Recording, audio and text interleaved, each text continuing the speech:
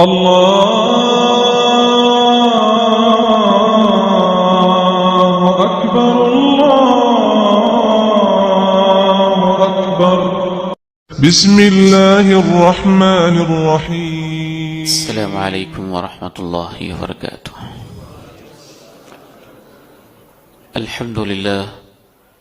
الحمد لله نحمده ونستعينه ونستغفره ونعوذ بالله من شرور أنفسنا ومن سيئات أعمالنا. أشهد أن لا إله إلا الله وحده لا شريك له وأشهد أن محمدا عبده ورسوله صلى الله عليه وعلى آله وصحبه وسلم. أما بعد، فأعوذ بالله السميع العليم من الشيطان الرجيم من همزه ونفخه ونفثه. بسم الله الرحمن الرحيم. الحج أشهر معلومات فمن فرض فيهن الحج فلا رفث ولا فسوق ولا جدال في الحج.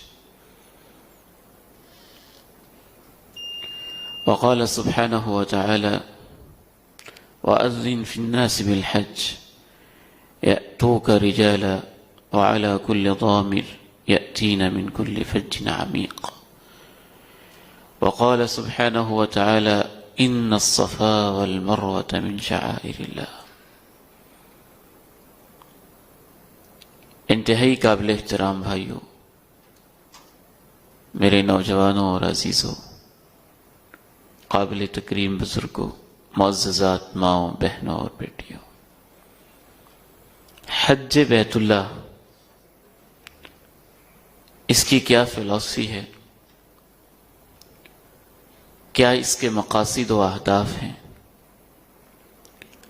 اور اس کے اندر جو اللہ رب العزت نے مناسک رکھے ہیں، ان میں کیا حکمت اور اسرار و رموز ہیں؟ یہ ہماری آج کی ملاقات کا عنوان ہے۔ سب سے پہلی بات، جس طرح نماز میں تکبیر تحریمہ کا ایک مقام ہے، اللہ اکبر، اس سے نماز شروع ہوتی ہے، رکوع جاتے ہوئے اللہ اکبر، پھر سجدے کے لیے جاتے ہوئے اللہ اکبر، سجدے سے سر اٹھاتے ہوئے اللہ اکبر۔ امام ابن قیم الجوزیہ رحمہ اللہ تعالی ارشاد فرماتے ہیں، جو نماز میں اللہ اکبر کا مقام ہے وہ حج میں لبیک اللہم لبیک کا مقام ہے۔ آپ کا تلبیہ، سفر حج، نیت اسی سے شروع ہوتی ہے۔ سب سے پہلے آپ اسے سمجھیے، لبیک اللہم لبیک، لبیک لا شریک لک لبیک، ان الحمد والنعمت لک والملک لا شریک لک۔ لبیک اللہم لبیک، اے اللہ میں تیری خاطر حاضر ہوں، بار بار حاضر ہوں۔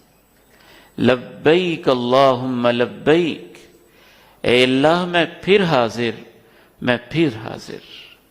ان الحمد والنعمت لک والملک، بلا شبہ تعریفیں بھی تجھے سزاوار ہیں، نعمتیں بھی تیرے ہی اختیار میں ہیں، بادشاہت، اختیارات، اقتدار اعلیٰ اور سب کچھ تیرے پاس ہے اور صرف تیرے پاس ہے۔ لا شریک لک، اے اللہ تیرا کوئی شریک و سہیم نہیں ہے۔ کیا گہرائی ہے ان الفاظ کے اندر؟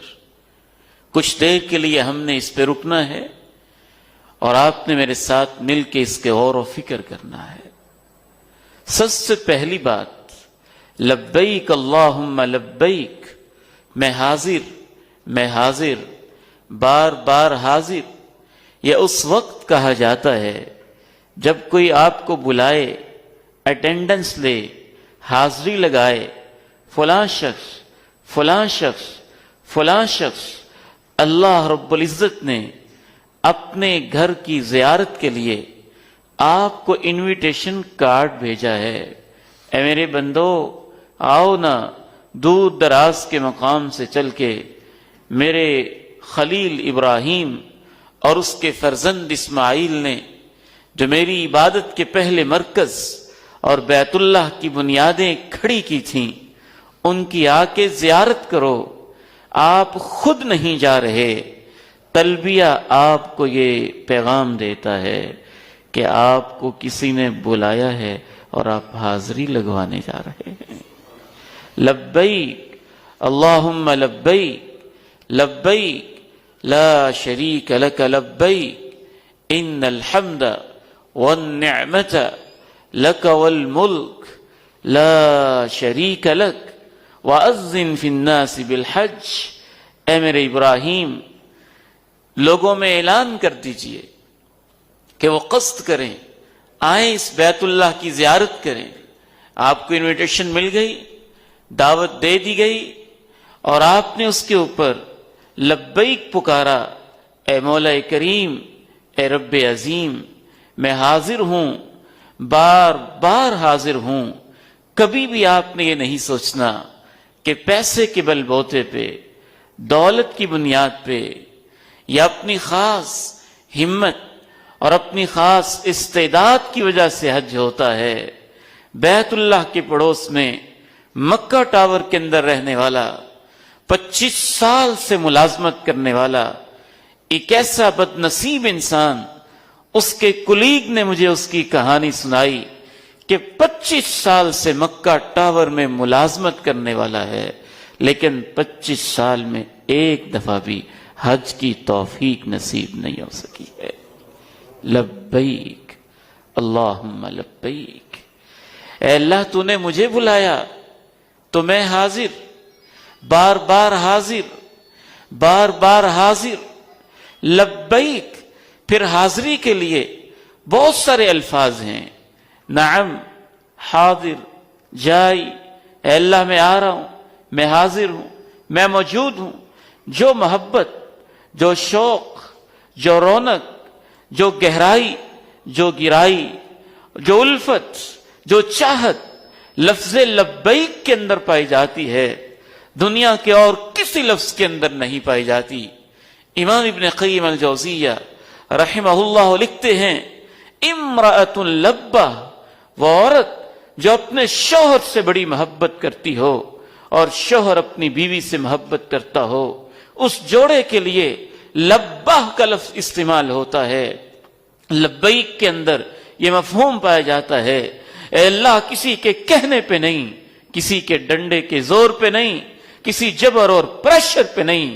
اے اللہ، میں تو بڑے عرصے سے بے چین و بے تاب تھا، اپنی ساری محبتوں کے ساتھ حاضر ہوں، ساری چاہتوں کے ساتھ حاضر ہوں، سارے شوق لے کے حاضر ہوں. لبیک کے اندر ایک مفہوم یہ بھی پایا جاتا ہے. امام ابن قیم الجوزیہ رحمہ اللہ نے تقریباً 22 گہرے نکتے ایک لفظ لبیک پہ لکھے ہیں. وقت اجازت نہیں دیتا کہ میں ان سب کو آپ کے سامنے رکھوں. اشارہ کرتے ہوئے بات کو آگے بڑھاؤں گا. امام ابن قیم الجوزیہ رحمہ اللہ تعالی ارشاد فرماتے ہیں کہ لبیک کے اندر یہ گہرائی بھی پائی جاتی ہے کہ لفظ لب سے بھی ماخوذ ہے. لب کسی چیز کے جوہر، نچوڑ اور خالص چیز کو کہتے ہیں. گویا آپ تلبیہ میں یہ کہہ رہے ہوتے ہیں، اللہ، میں ساری محبتیں، ساری چاہتیں لے کر حاضر ہوں، اور لب لک، اے اللہ، خالص ہو کر حاضر ہوں، خالص ہو کر حاضر ہوں، خلوص نیت کے ساتھ حاضر ہوں. لبیک کے اندر ایک اور مفہوم الالباب کا پایا جاتا ہے، کسی کو اپنے قریب کر لینا، کسی کو اپنے آپ سے مانوس کر لینا. آپ یوں بھی کہہ رہے ہوتے ہیں، اللہ، تیرے قریب ہونے کے لیے، تیری قربتیں حاصل کرنے کے لیے، تیری محبتیں حاصل کرنے کے لیے، تیری وفائیں حاصل کرنے کے لیے، لبیک اللہم لبیک لا شریک لک لبیک ان الحمد والنعمت لک والملک لا شریک لک. پھر تین اللہ کی خصوصی صفتوں اور اس کے احسانات کا اور اس حوالے سے بندے اور رب کے تعلق کا تذکرہ کیا.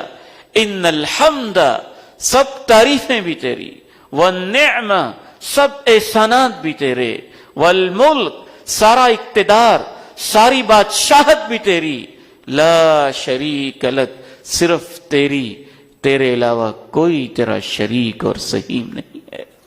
اے اللہ میں تو کسی اور در کی ٹھوکریں کھاتا ہی نہیں ہوں، میں تو کسی اور کی چوکھٹ پہ جاتا ہی نہیں ہوں، میں تو اپنی زندگی میں کسی اور کو مشکل کشا حاجت روا سمجھتا ہی نہیں ہوں. اے اللہ میں نے تو کہیں اور کبھی سجدے کیے ہی نہیں. اے اللہ میرے پاس تیری درگاہ کے علاوہ تو کوئی درگاہ ہی نہیں.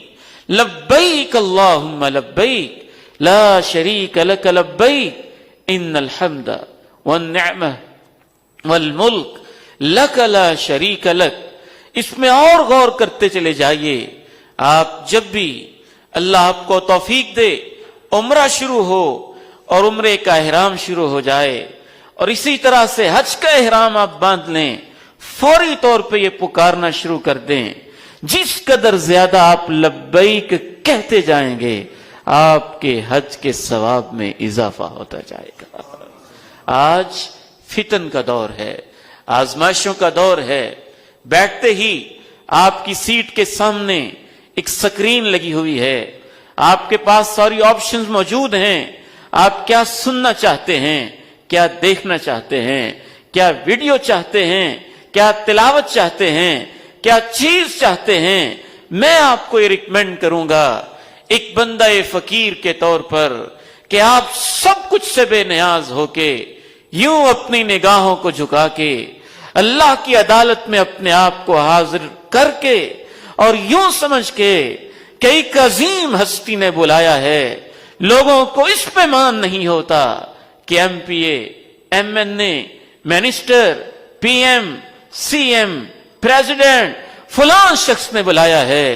کتنے خوش نصیب ہو میرے بزرگوں اور میرے عزیزوں، ماؤں بہنوں بیٹیوں، آپ کو تو فرصت نہیں ملنی چاہیے کہ اللہ تو نے مجھے بلایا ہے، تو نے مجھے بلایا ہے. لبیک میں حاضر ہوں نا، لبیک میں حاضر ہوں، میں بار بار حاضر ہوں. پوچھا گیا سب سے افضل حج کون سا ہوتا ہے؟ فرمایا الحج والثج، سب سے افضل حج وہ ہوتا ہے جو حاجی اپنے حج میں سب سے زیادہ لبیک اللہم لبیک کہتا ہے. اور جو اللہ کی راہ میں جانور قربان کر کے فقراء میں تقسیم کرتا ہے، جتنا زیادہ آپ تلبیہ پکاریں گے، جتنی زیادہ قربانیاں پیش کریں گے، حج کے ثواب میں اسی قدر اضافہ ہوتا جائے گا. اور آپ یقین مانیے لبیک اللہم لبیک پکارنا آپ شروع کر دیں، چند منٹ گزریں گے آپ کی دل کی دنیا اللہ کی طرف سے بدل چکی ہوگی.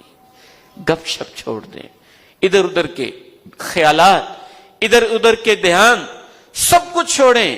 لبیک اللہم لبیک لا شریک لک لبیک، میقات سے اس کو پکارنا شروع کر دیں اور آپ محسوس کریں آپ فلائی کر رہے ہیں، جہاز اڑانے بھر رہا ہے، آپ مکہ میں پہنچ گئے ہیں، آپ بیت اللہ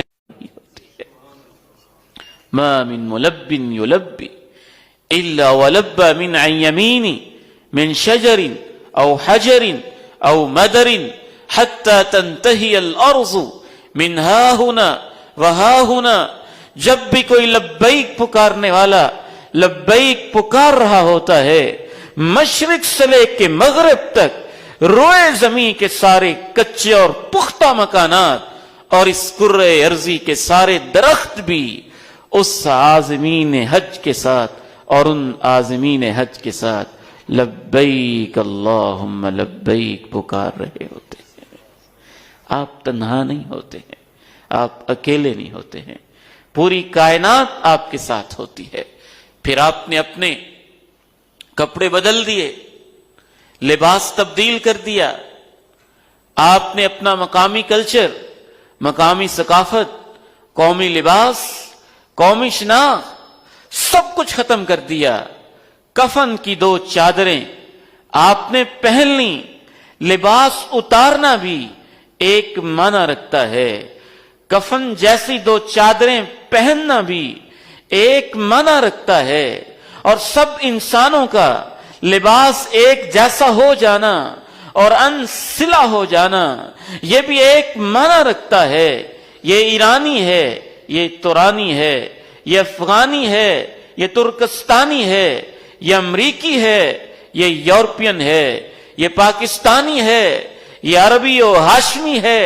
اس کا رنگ کالا ہے، اس کا گورا ہے، اس کی فلاں نسل ہے، اس کی فلاں نسل ہے، اس کی فلاں زبان ہے، اس کی فلاں زبان ہے، اس کا یہ لوکل کلچر ہے، اس کا یہ لوکل کلچر ہے، اس کی یہ ثقافت ہے، اس کی یہ ثقافت ہے، اس کا یہ تمدن ہے، اس کا یہ تمدن ہے، اس کا فلاں جغرافیہ ہے، اس کا فلاں جغرافیہ ہے. اے اللہ میں حج جیسی تیری مقرر کردہ عظیم عبادت پہ قربان جاؤں. سب کے سب اپنے کلچر، اپنی ثقافت، اپنی زبان، اپنی تہذیب، اپنے رسوم، اپنے رواج، اپنی ساری چیزوں کو چھوڑ کے حتیٰ کہ اپنی مادری زبان اور اپنے لباس کو تج کر کے کہہ رہے ہوتے ہیں اللہ اس وقت ہماری کوئی شناخت نہیں ہے. اس وقت ہماری یہ شناخت ہے کہ ہم تیرے غلام ہیں، ہم تیرے بندے ہیں، ہم مسلم ہیں. ہمارا تعلق امت اسلامیہ سے ہے. وحدت، یہ اتحاد، ایک عظیم امت کی ممبرشپ کا یہ پریکٹیکلی احساس کسی اور عبادت کے اندر نہیں پایا جاتا. آپ کا لباس اتارنا اس بات کا سمبل ہے کہ آپ اپنے گناہوں کا بوجھ اپنے جسموں سے اتارنا چاہتے ہیں. نئے کپڑے پہن لینا اور سفید پہن لینا اور کفن جیسے پہن لینا پتہ نہیں کہاں کہاں انسان کو لے جاتا ہے. یہ اس بات کی رمز ہے کہ آپ اندر سے بدلنا چاہتے ہیں، تبدیل ہونا چاہتے ہیں. اور پھر کفن جیسی چادریں پہن لینا اس بات کی علامت ہے کہ آخرت آپ کے سامنے ہے. آج حج کی حاضری آپ کو یاد دلاتی ہے کہ ایک دفعہ فائنل جو یوم حساب ہے اس میں بھی اللہ کے سامنے میری حاضری ہونی ہے. لبیک اللہم لبیک لا شریک لک لبیک ان الحمد والنعمت لک والملک لا شریک لک لا شریک لک. آپ کا یہ قافلہ رواں دواں ہے اور عظیم اس گھر کی طرف ان اول بیت وضع للناس للذی ببکۃ مبارکا، اس گھر کی طرف جسے اللہ نے برکتوں کا مرکز قرار دیا ہے، ہدایت کا مرکز قرار دیا ہے. مبارکہ کیسا لفظ ہے، کیسا لفظ ہے. آپ ذہن میں، قلب میں اور لوح قلب پہ اس بات کو نقش کر لیجئے اللہ میں خالی نہیں آتا، تیرے گھر سے برکتیں لے کے آنا چاہتا ہوں. برکتیں دین کی، برکتیں دنیا کی، برکتیں ایمان کی، برکتیں جان کی، برکتیں مال کی، برکتیں اولاد کی، برکتیں تزکیہ نفس کی، برکتیں تطہیر نفوس کی، برکتیں اصلاح نفوس اور پیوریفیکیشن کی، برکتیں گناہوں سے معافی کے حصول کی، برکتیں دنیا آخرت میں آسانیوں کی. ان اول بیت وضع للناس للذی ببکۃ مبارکا، وہ برکتوں والا گھر ہے، برکتوں والا گھر ہے، رحمتوں والا گھر ہے. وہاں رحمتوں کا نزول ہوتا ہے، برکتوں کی آماجگاہ ہے. ہر وقت برکتیں، ہر وقت رحمتیں، ہر طرح کی برکتیں، ہر قسم کی برکتیں وہاں نازل ہو رہی ہوتی ہیں. اور آپ اللہ کے اس گھر کی زیارت کے لیے رب تعالیٰ کی توفیق اور اس کے خاص فضل و کرم سے وہاں تشریف لے جاتے ہوئے آپ کے ذہن میں یہ احساس ہونا چاہیے کہ اللہ میں برکتوں سے مالا مال ہو کے واپس آنا چاہتا ہوں، لبالب بھر کے، جھولیاں بھر کے، اے اللہ اپنے دامن کو بھر کے تیرے اس گھر سے واپس پلٹنا چاہتا ہوں اور ہر طرح کی برکتیں وہاں سے حاصل کرنا چاہتا ہوں۔ آپ بیت اللہ میں جب اس کی طرف قدم اٹھا رہے ہوتے ہیں تو اس قدم کو معمولی نہ سمجھے گا۔ بیت اللہ کی طرف اٹھنے والے پاکستان کے آپ کی رہائش گاہ سے لے کر وہاں تک جتنے 1000 کلومیٹر کا سفر ہے، ہر قدم کے بدلے ایک گناہ معاف ہوتا ہے اور درجے بلند ہوتے ہیں، نیکیاں لکھی جاتی ہیں، کوئی اکارت اور ضائع نہیں جاتا۔ یہاں تو مسجد اسحاق، یہاں آنے کا بھی اجر ہے، اور اس مسجد اسحاق کے مسجد ہونے کی واحد وجہ اس کی نسبت اس بیت اللہ کے ساتھ ہو جانا اور اس کی ڈائریکشن اس طرف ہو جانا، اس کی سمت اور اس کے رخ کا بیت اللہ کی طرف ہو جانا، جب اس مسجد میں آنے کی وجہ سے قدم قدم پہ ثواب ملتا ہے تو آپ اندازہ کیجئے بیت اللہ کی طرف جاتے ہوئے اس ثواب میں کتنا اضافہ ہو جاتا ہوگا۔ ساری زندگی جس بیت اللہ کی طرف آپ رخ کر کے نماز پڑھتے رہے اور یہ عقیدہ رکھتے رہے میری نماز نماز نہیں جب میں بیت اللہ کی طرف رخ نہ کر لوں، اس وقت بندہ مومن اور نمازی کا احساس کیا ہوتا ہوگا جب وہ سوچتا ہوگا اللہ ساری زندگی جس قبلہ کی طرف رخ کرتا رہا ہوں آج اس قبلہ کے سامنے جا کے نماز ادا کروں گا۔ پھر وہاں نمازوں کی کیفیت کیا ہوگی، وہاں نمازوں کا احساس کیا ہوگا۔ میرے محترم بھائیوں اور بزرگوں، تلبیہ کے بعد احرام کے ساتھ ساتھ آپ کا سفر، اور سفر کے اندر آپ کے احساسات اور اس کے اندر تلبیہ کی کثرت، پھر بیت اللہ الحرام آپ کا پہنچ جانا اور وہاں پہ بیت اللہ کا طواف کرنا۔ جب آپ طواف سے فارغ ہوتے ہیں، 7 چکر لگا رہے ہوتے ہیں، بیت اللہ کے ارد گرد یوں گھوم رہے ہوتے ہیں، یہ طواف کی عبادت ایسی عظیم عبادت ہے، یہ صرف اور صرف اللہ کے گھر اور خانہ کعبہ میں ہو سکتی ہے اور کہیں نہیں ہو سکتی۔ نہ جانے جس بیت اللہ کی طرف قدم اٹھانے کے بدلے میں ایک گناہ معاف ہوتا ہے، درجے بلند ہوتے ہیں اور نیکی لکھی جاتی ہے، میں کچھ نہیں کہہ سکتا کہ اس بیت اللہ کے اندر پہنچ کے چکر کاٹنے میں اللہ نے کیا ثواب رکھا ہوگا۔ فرشتے، یہ تو فرشتوں جیسی عبادت ہے۔ جہاں ہمارا بیت اللہ ہے اس کے بالکل اپوزٹ البیت المعمور ہے، جو آسمانوں میں فرشتوں کی عبادتوں سے آباد رہتا ہے۔ آپ اس نوعیت کی ایک نورانی عبادت کر رہے ہوتے ہیں۔ جب آپ طواف بیت اللہ سے فارغ ہوتے ہیں تو اس وقت انشاءاللہ تعالی آپ کے نام اعمال میں لکھ دیا جاتا ہے کہ اس نے اسماعیل کی اولاد میں سے ایک غلام آزاد کر دیا ہے۔ غلام آزاد کرنے کا ثواب یہ ہوتا ہے کہ جو شخص ایک غلام آزاد کرتا ہے، اس آزاد کرنے والے کو اللہ رب العزت غلام کے ہر عضو کے بدلے جہنم سے آزادیاں نصیب فرما دیتا ہے۔ اور جو بیت اللہ کا طواف کرتا ہے کعتق رقبۃ من ولد اسماعیل، اس کے لیے تو اتنا ثواب ہے جیسا کہ اس نے بیت اللہ کی بنیادیں رکھنے والے جناب اسماعیل کی اولاد میں سے غلام کو آزاد کر دیا ہے۔ گویا بیت اللہ کے طواف سے آپ اپنے ہر عضو کو جہنم سے آزاد کرا لیتے ہیں۔ اور اس کے بعد جب صفا مروہ کی طرف آپ دوڑ کے جاتے ہیں طواف بیت اللہ سے فارغ ہو کر، اور اس سے قبل طواف شروع کرتے ہوئے جب آپ حجر اسود کو بوسہ دیتے ہیں اور آپ کو جناب عمر کے وہ تاریخی کلمات یاد آتے ہیں، انی لأعلم انک حجر لا تضر ولا تنفع، میں پتھروں کا پجاری نہیں، میں ہر قبر کی ڈھیری پہ سجدہ کرنے والا نہیں، میں بتوں کی پرستش کرنے والا نہیں۔ اے پتھر، میں اس وجہ سے تجھے نہیں پوچھتا کہ تو پتھر ہے، نہ یہ تیری پرستش ہے، نہ یہ تیری عبادت ہے، میں تو محض اس لیے تجھے بوسہ دیتا ہوں کہ اللہ کے پیغمبر نے تجھے بوسہ دیا تھا۔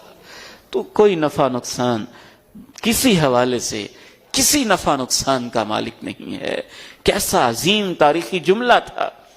بت پرستی سے نفرت بھی سمجھ میں آ جاتی ہے، اور حجر اسود کو بوسہ دینے کی وجہ اور توجیہ کیا ہے وہ بھی سمجھ میں آ جاتی ہے۔ اور کبھی حجر اسود کو بوسہ دیتے ہوئے اور اس سے محبت کرتے ہوئے آپ کے ذہن و قلب میں یہ خیال آ جائے کہ شاید آج میرے ہونٹ اسی جگہ پہ لگے ہوں جہاں آج سے کئی صدیاں قبل اللہ کے پیارے نبی جناب محمد الرسول اللہ نے لگائے تھے، تو اس وقت اس بوسے کی کیفیت کیا ہو جاتی ہوگی۔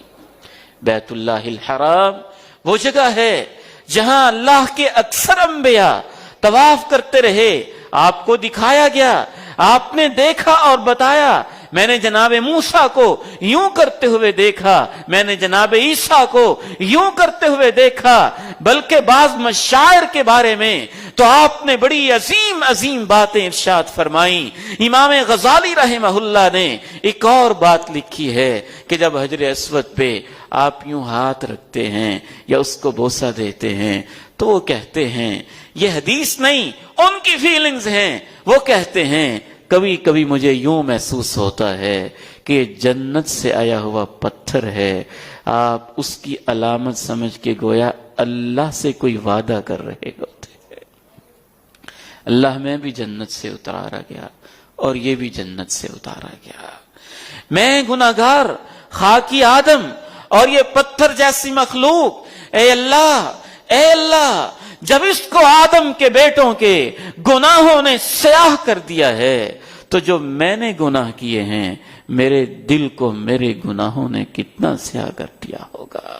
اس احساس کے ساتھ جب آپ حجر بیت اللہ کو بوسہ دے رہے ہوتے ہیں، پھر بیت اللہ کا طواف کر رہے ہوتے ہیں، تو انسان کے احساسات نہ جانے کن بلندیوں کو اور معراج کے کس آسمان کو چھونے لگتے ہیں۔ اس کے بعد جب آپ صفا اور مروہ کی طرف جاتے ہیں تو اس آیت مبارکہ کو ذہن میں رکھیے گا، ان الصفا والمروۃ من شعائر اللہ فمن حج البیت او اعتمر فلا جناح علیہ ان یطوف بہما۔ جو رب کے دین کی بڑی بڑی نشانیاں ہیں، جو اللہ کے دین کے شعائر ہیں، جن کا احترام تقوی القلوب کی نشانی ہے، جن کی تعظیم اللہ کے بندوں کی ایک علامت ہوا کرتی ہے، اللہ نے کہا صفا اور مروہ تو اللہ کی نشانیوں میں سے ایک نشانی ہے۔ کتنی بڑی نشانی ہے۔ میرا احساس یہ کہتا ہے کہ ہمارے دین کی پوری تاریخ صفا اور مروہ میں سمٹ جاتی ہے، وہاں پہ سمٹ جاتی ہے۔ یہ وہ صفا اور مروہ ہے جہاں اللہ کے بندے ابراہیم نے اپنی اولاد کو، اپنے بیوی بچوں کو قربان کیا، اور قربان کرنے کے بعد بے آب ہو گیا، ویرانے میں آباد کر کے رب کی رضا کی خاطر ایک ویرانے میں اللہ کے سپرد کر کے ان کو چلے گئے، اور اسماعیل کی ماں چکر لگاتی رہی، دوڑتی رہی، بیٹا پیاس سے بلکتا رہا اور وہ دوڑ لگاتی رہی، نہ جانے کہاں کہاں خیال جاتا ہے۔ اللہ آج تیرے دین کو ضرورت ہے، صفا اور مروہ کے چکر لگاتے ہوئے ہم تیرے ساتھ وعدے کرتے ہیں کہ ہم بھی خاندان ابراہیم کی یادوں کو تازہ کریں گے، ہم بھی اپنی اولادوں کو تیرے دین کے لیے وقف کریں گے، ہم بھی تیری ایک بندی کی طرح اور تیرے ایک بندے کی طرح تیرے دین کے لیے دوڑ لگائیں گے۔ صفا اور مروہ کی دوڑ صرف ایک دوڑ نہیں ہے، یہ ایک خاندان کی یاد ہے، یہ قربانیوں کی داستان ہے، یہ بیٹوں کو رب کے دین کے لیے وقف کرنے کی کہانی ہے۔ ان الصفا والمروہ من شعائر اللہ، صفا اور مروہ اللہ کی نشانیوں میں سے ایک نشانی ہے۔ یہ جناب محمد الرسول اللہ صلی اللہ علیہ وسلم کے اس عظیم مشن کو بھی ہمارے دلوں میں ان کی یاد کو تازہ کر دیتی ہے، جب آپ نے صفا کی چوٹی پہ یا اس کے قریب کہیں کھڑے ہو کے کہا تھا، قولوا لا الہ الا اللہ، لا الہ الا اللہ کہہ دو، اور سارے دشمن ہو گئے۔ پھر 13 سال ظلم سہتے رہے، پھر 8 سال مدنی زندگی میں بیت اللہ سے اداس رہے، اور 8 سال کے بعد آپ نے تقریباً اتنی لمبی جدائی کے بعد پھر اسی مکہ مکرمہ کو فتح کیا، اور اسی صفا پہاڑی پہ کھڑے ہو کے جب آپ نے اگلے سال 9 ہجری کو، اور اس سے اگلے سال 1 سال جناب ابو بکر نے، اور اس سے اگلے سال آپ نے جب اسی صفا پہاڑی پہ جہاں سے لا الہ الا اللہ کا آغاز ہوا تھا، اب مکہ کو فتح کرنے کے بعد 10 ہجری میں جب آپ نے وہاں کہا ہوگا لا الہ الا اللہ وحدہ لا شریک لہ انجز وعدہ ونصر عبدہ وہزم الاحزاب وحدہ، اے اللہ 10 سال پہلے مجھے اس مکہ سے نکال دیا گیا تھا، اور 23 سال پہلے جب میں نے اس پہاڑی کے دامن میں کھڑے ہو کے اور اس کی چوٹیوں پہ کھڑے ہو کے لا الہ الا اللہ بلند کیا تھا، دنیا میں کوئی میرا ساتھ نہیں دیتا تھا۔ آج 23 سال کے بعد اسی چوٹی پہ کھڑے ہو کے میں کہتا ہوں اللہ میرا کوئی کمال نہیں، تو نے سارے دشمنوں کو اکیلے ہی شکست دے دی ہے۔ لا الہ الا اللہ وحدہ نصر عبدہ وہزم الاحزاب وحدہ، اللہ تو نے سب کو شکست دی ہے۔ اس میں توکل کی کیا شان ہے، دعوت کی کیا شان ہے، اللہ کو سہارا بنانا، حالات سے مایوس نہ ہونا، اپنے سفر کو جاری رکھنا، اس کی کیا عظمت کیا شان پائی جاتی ہے۔ اور 23 سالہ دور نبوت کیا خلاصہ اور کیا عظمت اس صفا اور مروہ کی پہاڑی میں اللہ رب العزت نے چھپا رکھی ہے۔ آخری 5 منٹ کے اندر وقت کی قلت کو سامنے رکھتے ہوئے 1-2 اہم ترین پوائنٹس کی طرف آپ کی توجہ مبذول کروانا چاہتا ہوں۔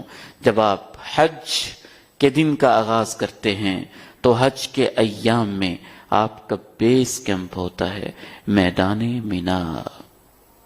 میدان مینا وہ میدان کس لیے بیس کیمپ ہے نامعلوم، اس کے اندر بھی اللہ رب العزت کی کیا کیا حکمتیں ہوں گی، کیا کیا حکمتیں ہوں گی۔ اس میدان کے اندر جو ایک مسجد ہے، اللہ کے پیغمبر ارشاد فرماتے ہیں اس مسجد میں اللہ کے 70 نبیوں نے نماز پڑھی ہوئی ہے، اور آپ وہاں پہنچے ہوئے ہیں جہاں اللہ کے 70 انبیاء نہ جانے کہاں کہاں سے سفر کر کے آ کے حج بیت اللہ کی نیت سے اور حج بیت اللہ کی غرض سے وہاں تشریف لاتے رہے، وہاں حاضری دیتے رہے، وہاں سے گزرتے رہے، وہاں نماز ادا کرتے رہے، اور بالخصوص وہ میدان مینا جہاں انسانی تاریخ نے پہلی اور آخری دفعہ دیکھا جناب ابراہیم اپنے خوبصورت پیارے اور عظیم پیغمبر بننے والے بیٹے کی گردن پہ اللہ کی رضا کے لیے چھری چلا رہے ہیں۔ جس میدان میں یہ عظیم الشان واقعہ رونما ہوا تھا اس میدان کا نام میدان مینا ہے۔ وہ آپ کا بیس کیمپ ہے۔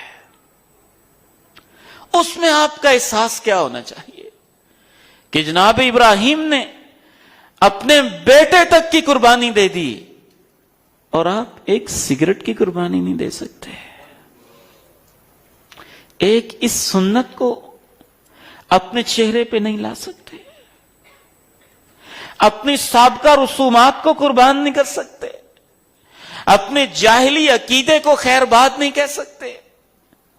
मैदाने में ना तो कुर्बानियों की यादें ताजा करवाता है, उसके बिलमुकाबिल सारी की सारी जो आपको दीन से दूर करने वाली चीजें हैं, या आपके अंदर के नफ्स के वसवसे हैं, या शैतान के वाहे में हैं। और जब आप जमरात को कंकरियां मार रहे होते हैं तो आप पता नहीं क्या क्या यादें ताजा कर रहे होते हैं।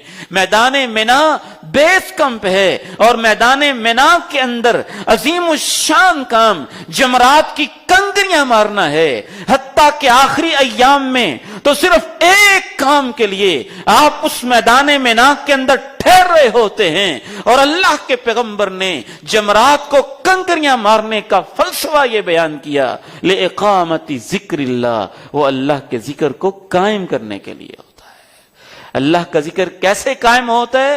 अल्लाह का जिक्र ऐसे कायम होता है कि आप शैतान के खिलाफ हो जाएं, अपने नफ्स के वसवसों के खिलाफ हो जाएं, आप अल्लाह रब्बुल इज्जत के दीन के लिए खड़े हो जाएं। और ये उस याद को भी ताजा करता है जो जनाब इब्ने अब्बास रज़ी अल्लाह तआला अन्हुमा के असर से साबित है कि जनाब इब्राहिम जो अपने बेटे को कुर्बान गाह की तरफ लेके जा रहे थे तो शैतान कह रहा था, इब्राहिम क्या कर रहे हो? इब्राहिम अपने बेटे की गर्दन पे छुरी क्यों चला रहे हो? आप उस मकाम पे पहुंच के जब कंकर मार रहे होते हैं तो आप दर हकीकत अपने नफ्स और अपने अंदर के सारे बुतों को कंकर मार रहे होते हैं, ख्वाहिशों को कंकर मार रहे होते हैं, उनको कुर्बान कर रहे होते हैं, जिक्र इलाही को कायम कर रहे होते हैं। कभी कभी यूं लगता है कि आप अबराहा के लश्कर के ऊपर जो कंकर बरसे थे बैतुल्लाह की तौहीन की वजह से, और अल्लाह ने अपनी अजमत को लोगों के दिलों में ताजा किया था, उस कंकर की याद को ताजा करते हुए कह रहे होते हैं कि अल्लाह तेरे दीन के दुश्मन जितने भी बड़े हैं, तेरी ताकतें तो इतनी बड़ी हैं कि तू एक कंकर की अलामत से भी उनको तबाह कर सकता है। मायूसियां छट जाती हैं, ईमान पैदा होता है, यकीन मिलता है, तवक्कुल मिलता है, नई जिंदगी मिलती है, नया अहद मिलता है। और मैदान अरफात के में चले जाना ये तो हज का खुलासा है।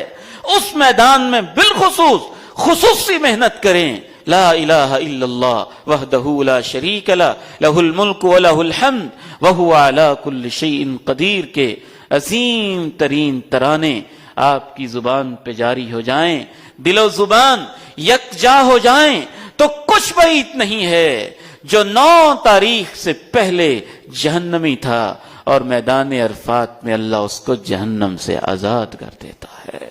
कोई ऐसा दिन नहीं जिसमें इतने लोगों को जहन्नम से आजादियां मिलती हों जिस कदर कसरत के साथ मैदान अरफात में मिलती हैं। मैदान अरफात में ठहरने की फिलॉसफी और हिकमत ये समझ में आती है। आलमे अरवाह में अल्लाह ने जो अहदे अलस्तु लिया था, अलस्तु बिरब्बिकुम, एक हसन दर्जे की रिवायत से पता चलता है कि वो मैदान अरफात के पड़ोस में अल्लाह ने जबले नौमान पे अरवाह को जमा करके उनसे अहद लिया था, और आप उस अहद की तजदीद करने के लिए मैदान अरफात में जमा होते हैं। अल्लाह तूने वादा लिया था, अलस्तु बिरब्बिकुम, और मैं इकरार करने आया हूं, ला इलाहा इल्लल्लाह वहदहू ला शरीक ला लहुल मुल्क व लहुल हम्द व हुवा अला कुल्लि शैइन कदीर। और उसके बाद आखिरी गुजारिश करके मैं आपसे इजाजत चाहूंगा।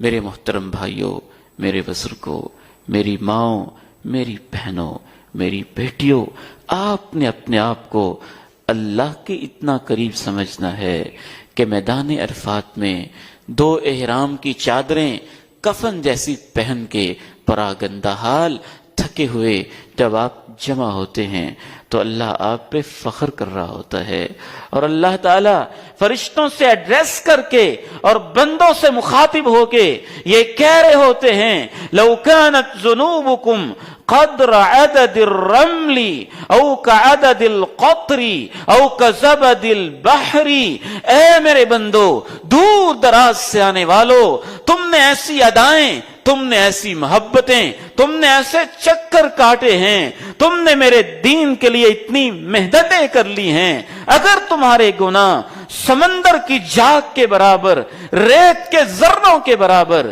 یا اگر تمہارے گناہ بارش کے پانیوں کے قطروں کے برابر بھی ہوں، تو جاؤ، میں نے آج تمہیں معاف کر دیا ہے. تمہیں ہی نہیں، وَلِمَنْ شَفَعْتُمْ فِي، جن کے بارے میں تم نے کہہ دیا ہے نا کہ اللہ ان کو بھی معاف کر دے، تو میں نے تمہارے کہے کی لاج رکھتے ہوئے جن کے بارے تم نے سفارش کر دی ہے، میں نے ان کو بھی معاف کر دیا ہے. اور حج ٹریننگ کے پیچھے ہماری بنیادی لالچ یہی ہوتی ہے کہ شاید حج پہ جانے والے ہمیں بھی وہاں پہ اپنی دعاؤں میں یاد رکھیں. اللہ تعالیٰ سے دعا ہے اس احساس کے ساتھ ہمیں بیت اللہ کا حج نصیب فرمائے. اور پھر جب 10 تاریخ کو آپ قربانی کرتے ہیں اور پھر ٹنڈ کرواتے ہیں، حلق کرتے ہیں، بالکل سر کے بال اتار دیتے ہیں، تو مجھے یوں لگتا ہے، میری فیلنگز ہیں، یوں احساس ہوتا ہے جیسے آپ نئے جنم اور نئی زندگی کا آغاز کر رہے ہوتے ہیں. جب ہم پیدا ہوتے ہیں نا تو کیا ہوتا ہے؟ ٹن کی جاتی ہے. دنیا میں آتے ہیں تو حلق ہوتا ہے، پھر عقیقہ ہوتا ہے. تو عقیقے کی مشابہت قربانی اور ٹنڈ ہماری بچپن کی جو 7ویں دن سر کے بال اتارے گئے تھے اس سے مشابہت. آپ یہ کہہ رہے ہوتے ہیں، اللہ جو میں پہلے جو کچھ تھا سو تھا، آج میں ایک نئی زندگی کا آغاز کرنا چاہتا ہوں. اگر آپ واقعتاً نئی زندگی لے کے آ جائیں، سابقہ بوجھ اتار دیں، تو پھر اللہ کے پیغمبر کی یہ مبارک بات یاد آتی ہے کہ جس نے حج کیا فلم یرفث ولم یفسق، نہ اس نے فحش گفتگو کی، نہ اس نے کوئی نافرمانی کی، رجع کیوم ولدتہ امہ، وہ واپس ایسے پلٹتا ہے اللہ کہتے ہیں یہ تو آج پیدا ہوا ہے. اللہ تعالیٰ سے دعا ہے یہ احساسات ہمیں نصیب فرمائے. وآخر دعوانا الحمدللہ رب العالمین.